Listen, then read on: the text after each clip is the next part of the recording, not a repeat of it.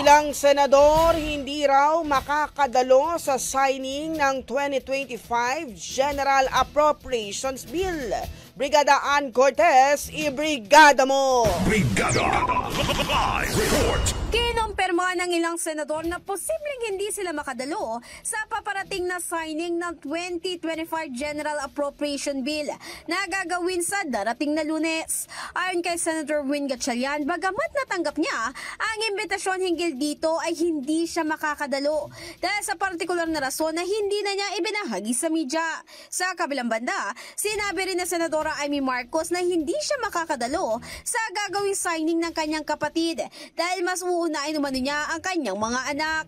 Tinawag naman din niya na tila thief of the night before the new year ang gagawing paglagda dito ng Pangulo dahil hindi umano ito natinag sa kabilangan ng pagtapyas sa pondo ng ilang programa o ahensya.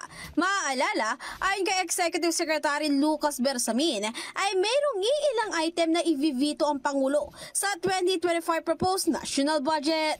In the heart of changing lives, ito si Brigada Ann Cortez ng 105.1 Brigada News FM Manila, the Music News Authority.